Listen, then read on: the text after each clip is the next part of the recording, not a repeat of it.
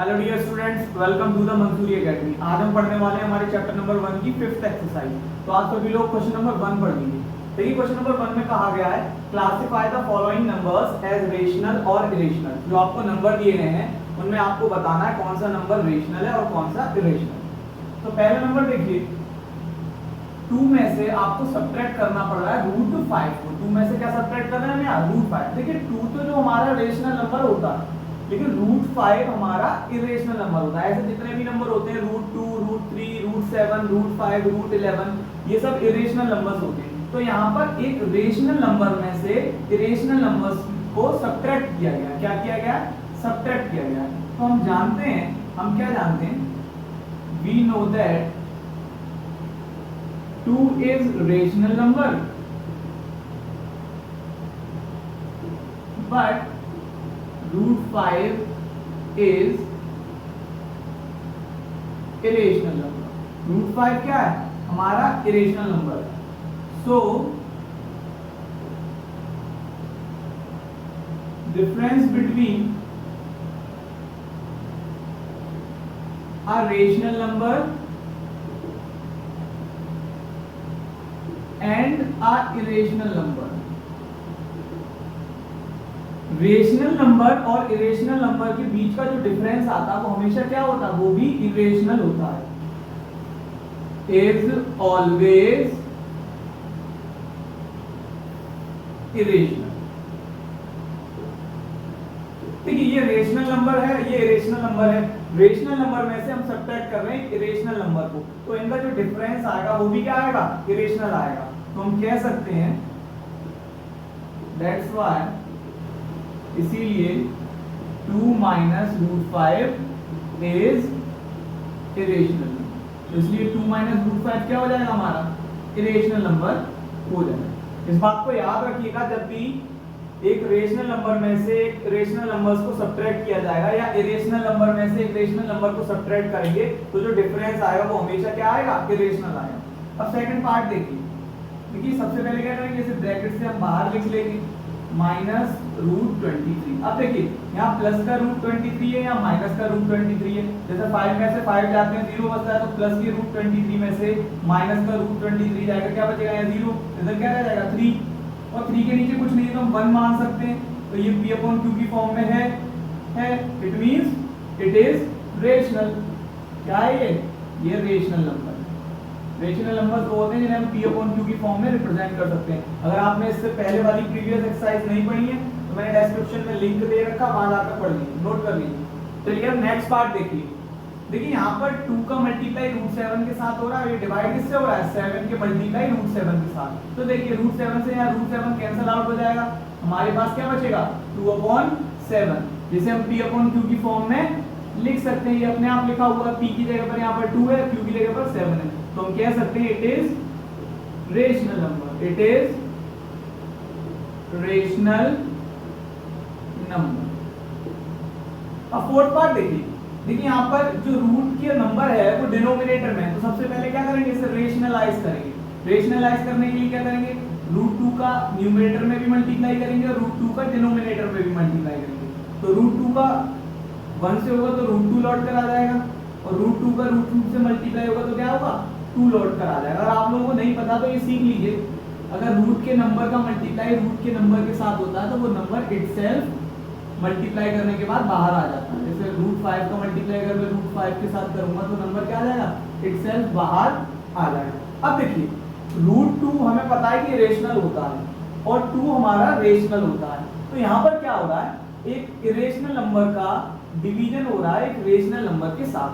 जो कोशेंट निकल कर आएगा वो हमेशा क्या आएगा? इरेशनल। जब कभी भी एक इरेशनल नंबर का डिवीजन रेशनल नंबर के साथ होगा, जो कोशेंट निकल कर आएगा वो हमेशा इरेशनल निकल कर आएगा।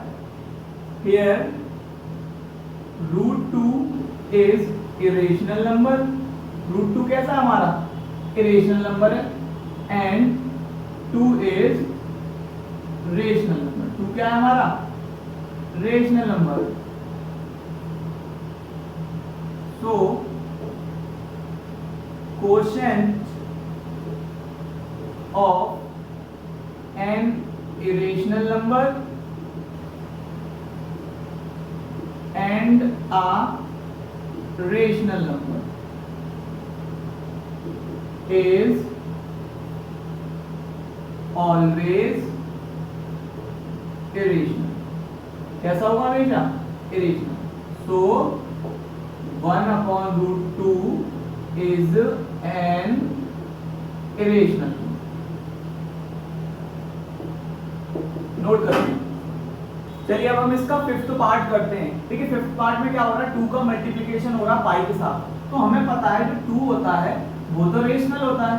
We know that 2 is a rational number. But क्या बताया उन्होंने? जो पाई होता है वो हमारा इरेशनल नंबर होता है। Pi is irrational number. Pi क्या है? हमारा इरेशनल नंबर। तो देखिए, जब रेशनल नंबर का प्रोडक्ट हो रहा है इरेशनल नंबर के साथ, तो जो फाइनल रिजल्ट निकल कर आएगा वो भी इरेशनल आएगा। तो हम कह सकते हैं product between an irrational number and a rational number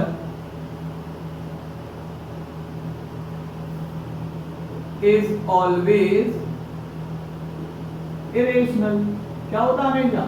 irrational. So 2 pi is an irrational number. 2 pi क्या है हमारा? irrational number. नोट कर लीजिए। अब हम बढ़ते हैं हमारे क्वेश्चन नंबर 2 की तरफ। तो क्वेश्चन नंबर 2 पढ़िए सभी लोग। Simplify each of the following expressions. जो आपको एक्सप्रेशन दे रखी हैं उनको हमें सॉल्व करना। तो यहाँ पर देखिए 3 + √3 का मल्टीप्लाई किसके साथ हो रहा है? 2 + √2 के साथ। तो हम क्या करने वाले हैं? इस 3 का मल्टीप्लाई इन दोनों टर्म से करेंगे, 2 + √2, और इस √3 का भी मल्टीप्लाई हम किससे करेंगे? इन दोनों टर्म से करेंगे। अब देखिए 3 का 2 से होगा तो क्या होगा? 3 2 जा 6, और 3 का मल्टीप्लाई √2 से होगा तो क्या होगा? 3√2। अब √3 का मल्टीप्लाई किससे हो रहा है? 2 के साथ, तो प्लस लगा हुआ, प्लस लगा दिया, तो आंसर हमारा क्या आएगा? 2√3।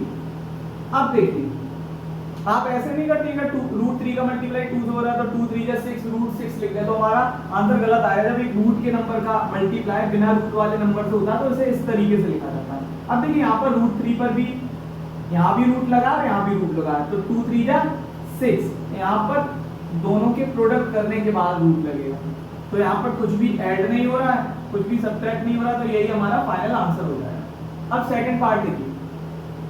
अब देखिए यहाँ पर इस पूरे टर्म का मल्टीप्लाई इस पूरे टर्म के साथ हो रहा है, तो आप चाहे तो ऐसे भी कर सकते हैं, लेकिन यहाँ पर एक आइडेंटिटी लग रही है a + b और a - b, यानी 3 की जगह a लिखा हुआ है, √3 की जगह b मान लिया, तो 3 की जगह हमने a माना था, a यहाँ भी है और √3 की जगह b यहाँ है। a + b a - b क्या होता हमारा? a² - b²। तो सिंपली हम क्या करेंगे? 3 a² - b²। हमने यहाँ पर क्या लगा दी? Identity one. a² 3 का स्क्वायर क्या होगा? 9, और √3 का स्क्वायर क्या होगा? 3। 9 में से 3 का कितना बचा? 6। नोट कर लीजिए। देखिए आप नेक्स्ट पार्ट करते हैं। यहाँ पर देखिए √5 + √2 और इसका होल स्क्वायर, तो इसमें हमारी कौन सी आइडेंटिटी लगने वाली है? a + b का होल स्क्वायर। √5 की जगह पर a मान लिया, √2 की जगह पर b मान लिया, तो ये क्या होती है? a² + 2ab और +b²। तो देखिए इसे भी हम आइडेंटिटी लगाकर सॉल्व कर लेंगे। तो a की जगह पर क्या है? √5, तो √5 का स्क्वायर +2, a क्या है? √5, b क्या है? √2, और फिर b क्या है? √2, तो यानी +√2 का होल स्क्वायर। देखिए √5 का स्क्वायर करेंगे तो 5 आ जाएगा। अब 2 का मल्टीप्लाई 5 और इस 2 से नहीं होगा, इन रूट वाले नंबर्स का आपस में मल्टीप्लाई हो जाएगा, 5 2 जा 10, तो क्या आ जाएगा? √2√10 प्लस, अब √2 का स्क्वायर करेंगे तो क्या आएगा? 2, तो ये 5 और 2 तो आपस में ऐड हो जाएंगे और ये ऐसे ही लिख दिया जाएगा, 7 + 2√10। नोट कर लीजिए। अब फोर्थ पार्ट देखिए, यहाँ भी क्या कौन सी आइडेंटिटी लग रही है? a - b और a + b, और ये क्या होती है? a² - b²। a क्या है यहाँ पर? √5, तो √5 का होल स्क्वायर माइनस √2 का होल स्क्वायर। √5 का स्क्वायर करेंगे तो 5 आएगा, √2 का स्क्वायर करेंगे 2, 5 में से 2 का कितना बचा 3। सवाल हो गया। चलिए अब हम बढ़ते हैं हमारे क्वेश्चन नंबर 3 की तरफ। तो आप सभी लोग पढ़ लीजिए। Recall pi is defined as a ratio of circumference say c of a circle to its diameter say d।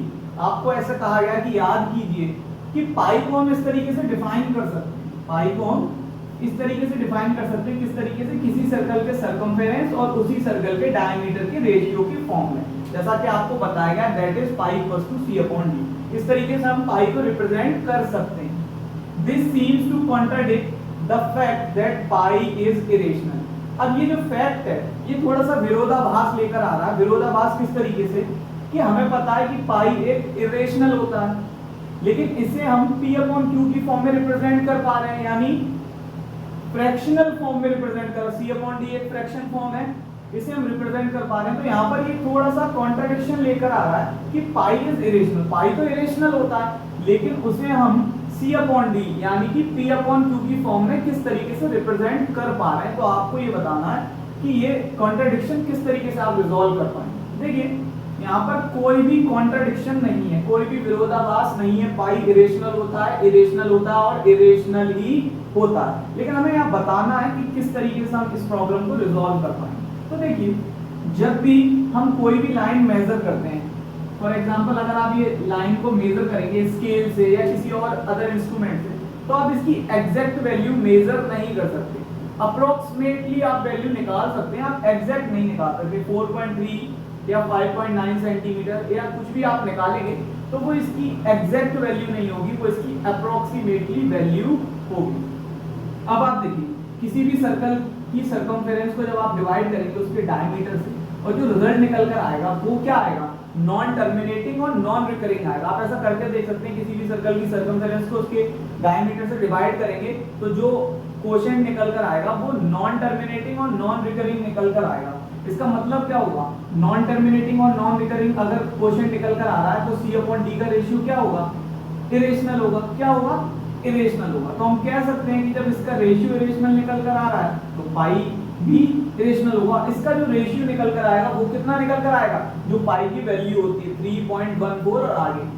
किसी भी सर्कल का जो सर्कमफेरेंस होगा उसका डिवाइड हम उसी के डायमीटर से करेंगे तो जो उसकी वैल्यू निकल कर आएगी वो पाई की वैल्यू के अप्रोक्सीमेटली इक्वल निकल कर आएगी। तो हम यहाँ कह सकते हैं कि यहाँ कोई भी कॉन्ट्रडिक्शन नहीं है। Here we can say there is no contradiction. हम कैसे कह सकते हैं कि कोई कॉन्ट्रडिक्शन नहीं है। देखिए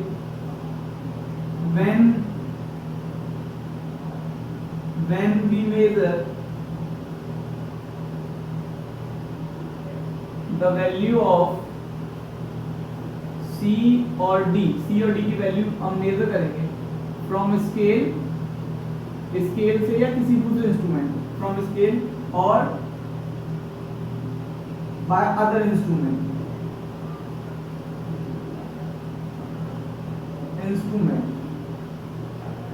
that is approximate value। तो कैसी वैल्यू होगी, approximate, not exact value। वो कैसी होगी, approximate value होगी, exact value नहीं होगी। जब exact value नहीं होगी तो C और D का जो रेशियो होगा वो पाई के इक्वल आएगा, अप्रोक्सीमेटली पाई के इक्वल ही आएगा। तो हम ये कह सकते हैं कि जब C अपॉन D पाई के इक्वल आ रहा है और पाई को यहाँ पर C अपॉन D के फॉर्म में रिप्रेजेंट किया गया, इसका मतलब है या तो C इरेशनल होगा या D इरेशनल होगा या इन दोनों में से कोई भी एक इरेशनल होगा, क्योंकि ये एग्जैक्ट नहीं होते हैं, अप्रोक्सीमेट होते हैं। इसलिए C भी इरेशनल हो सकता है, D भी इरेशनल हो सकता है, ये दोनों नंबर भी इरेशनल हो सकते हैं। दैट इज या तो C इरेशनल होगा, C और या फिर D इरेशनल होगा, और दोनों ही इरेशनल हो सकते हैं। जब ये दोनों इरेशनल होंगे और ये क्वांटिटी किसके इक्वल है, पाई के, therefore pi is also an irrational number, pi भी कैसा होगा, इरेशनल नंबर होगा। तो यहाँ पर कोई भी कॉन्ट्रडिक्शन नहीं, नोट करो। चलिए अब हम बढ़ते हैं हमारे नेक्स्ट क्वेश्चन की तरफ। देखिए क्वेश्चन नंबर 4 में कहा गया है represent root 9.3 on the number line. Root 9.3 को हमें नंबर लाइन पर रिप्रेजेंट करना है। तो सबसे पहले आप क्या करेंगे, एक 9.3 सेंटीमीटर की लाइन ड्रॉ करेंगे। क्या करेंगे, 9.3 सेंटीमीटर की एक लाइन ड्रॉ करेंगे। लेकिन उसको ना आप 9.3 सेंटीमीटर करके डिनोट नहीं करेंगे, आप कैसे डिनोट करेंगे, 9.3 यूनिट। कैसे डिनोट करेंगे, 9.3 यूनिट। अब B से 1 सेंटीमीटर लाइन और ड्रॉ कीजिए और इसको आप क्या बोलेंगे, 1 यूनिट। क्या बोलेंगे, 1 यूनिट। हमें सेंटीमीटर करके डिनोट नहीं करना, हमें कैसे लिखना है, यूनिट करके। ठीक है, तो टोटल ये लाइन कितनी हो गई, 10.3 यूनिट। ठीक है, 9.3 यूनिट ये रहा, 1 यूनिट ये रहा, टोटल कितना हो गया, 10.3 यूनिट। अब देखिए, अब हमें करना क्या है, हमें AC जो लाइन सेगमेंट बना इसका क्या निकालना है, मिड पॉइंट। क्या निकालना है, मिड पॉइंट। तो आप कैसे करेंगे, कंपास में पेंसिल लगाएंगे, कंपास की जो टिप होती है नॉक, उसे यहाँ रखेंगे, कंपास की नोक यहाँ, आधे से ज्यादा दूरी मतलब नोक यहाँ रख के आधे से ज्यादा डिस्टेंस लेंगे, एक आर्क यहाँ लगाएंगे और एक आर्क यहाँ लगाएंगे। डन। सेम आप कंपास की नोक यहाँ रखेंगे, जो आपने नोक यहाँ रखकर आधे से ज्यादा वो डिस्टेंस ली थी, एक आर्क यहाँ एक आर्क यहाँ, डिस्टेंस कंपास जितना आपने ओपन किया था ना उतना ही ओपन रखना है, उसको टिप को यहाँ रखिए कंपास की नोक को, और जो डिस्टेंस यहाँ से ली थी वही डिस्टेंस यहाँ से लेकर एक आर्क यहाँ और एक आर्क यहाँ।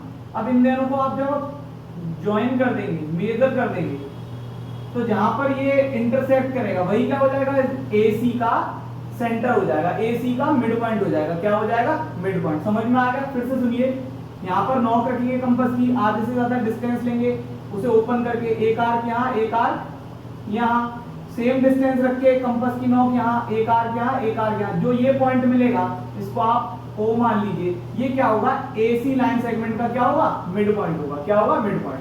अब आप क्या करेंगे, O पर आप नोक रखिए, टिप कंपास की, पेंसिल यहां से रखिए और सेमी सर्कल ड्रॉ कर देंगे। क्या कर देंगे, सेमी सर्कल ड्रॉ। ये हमारा क्या ड्रॉ हो गया, सेमी सर्कल ड्रॉ हो गया। क्लियर। अब देखिए B पॉइंट पर आप एक 90 डिग्री का एंगल ड्रॉ करिए अपने प्रोटेक्टर से, इस तरीके से आप ड्रॉ कर लेंगे, सिंपल।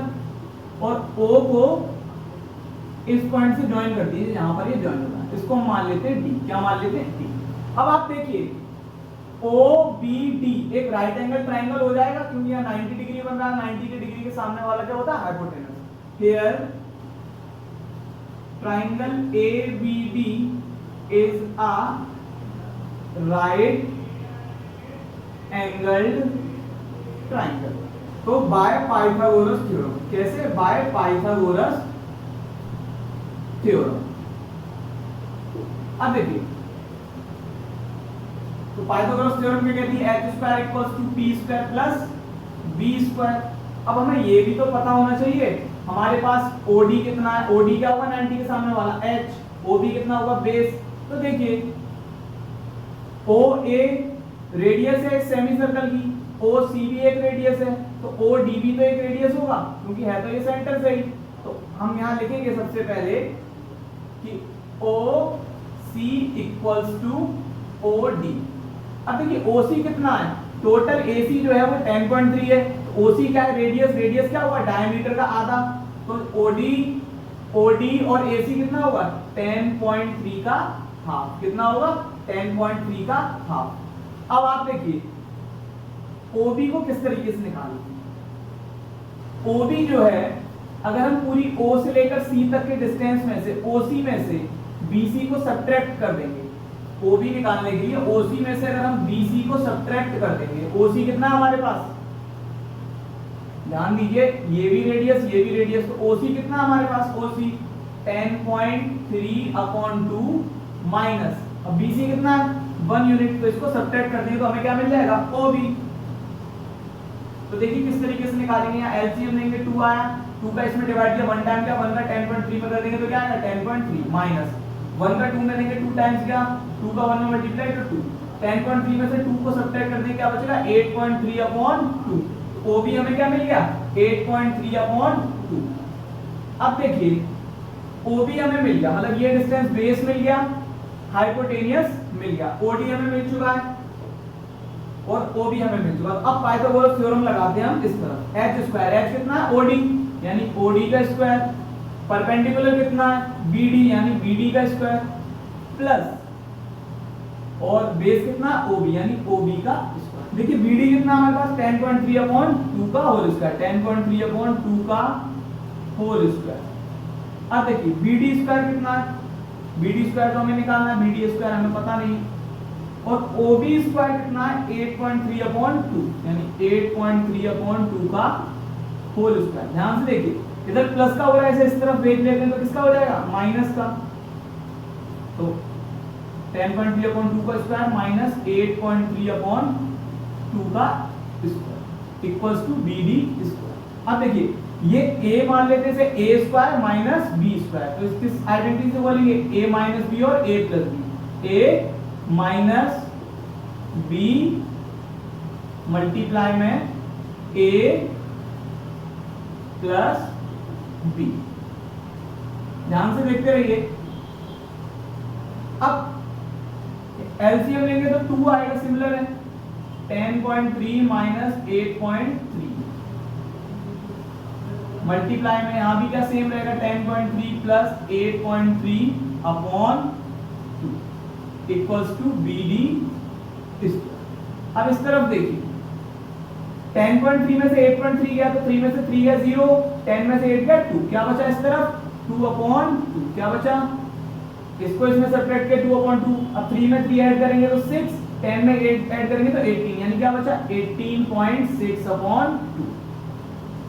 यहाँ क्या बचा BD स्क्वायर। देखिए 2 से 2 कैंसिल आउट हो गया, 2 से कितना टाइम कैंसिल होगा, 2 9 का 18 डेसिमल 2 3 या 6, तो 9.3 BD स्क्वायर क्या आ गया हमारे पास 9.3, स्क्वायर इधर से हटेगा तो इधर क्या चढ़ जाएगा रूट, तो 9.3 क्या आ गया हमारे पास BD स्क्वायर, BD क्या आ गया 9.3, यानी जो BD को लंबाई है वो कितनी है √9.3, कितनी है √9.3, BD √9.3 है। तो आप क्या करेंगे इस लाइन को थोड़ा सा आगे बढ़ाएंगे, कंपास की नोक को यहाँ रखेंगे और पेंसिल को इतना मेजर कर लेंगे, पेंसिल टिप यहाँ रखेंगे कंपास की और पेंसिल की नोक को यहाँ रखें, इस तरीके से ड्रॉ कर लेंगे और ये √9.3 है ना BD, और एक आर्क लगा देंगे जहां भी ये आर्क कट करती है E, वही क्या होगा √9.3, हमने नंबर लाइन पे रिप्रेजेंट कर दी, ये हमारी नंबर लाइन है, इस पर हमने रिप्रेजेंट कर दिया, नोट कर लीजिए।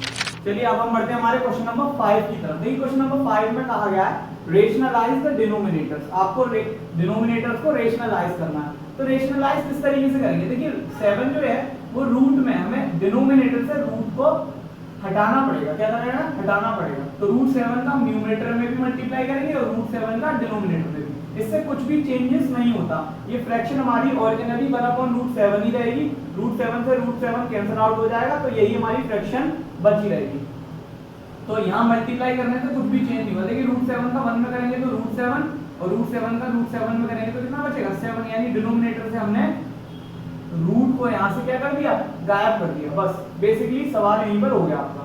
अब देखिए यहाँ पर क्या है √7 का सब्ट्रैक्शन हो रहा है √6 से, तो यहाँ रेशनलाइज कैसे करेंगे, √7 + 6, यहाँ पर जो साइन आपको दिया जाएगा उसका अपोजिट, अगर यहाँ माइनस है तो आपको किसका मल्टीप्लाई करना पड़ेगा प्लस के साथ, और यहाँ प्लस है तो आपको माइनस के साथ मल्टीप्लाई करना पड़ेगा। तो ऊपर नीचे हम क्या करेंगे √7 + √6 का क्या कर देंगे मल्टीप्लाई, न्यूमरेटर में भी और डिनोमिनेटर भी।